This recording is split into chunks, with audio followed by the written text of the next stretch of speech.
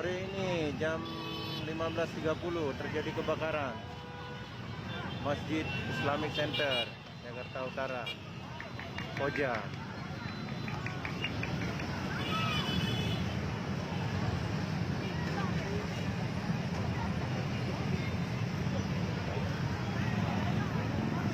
Lagi dipadamkan oleh pihak pemadam kebakaran ya. Astagfirullahaladzim. Semakin besar. Berasa makan apa sih?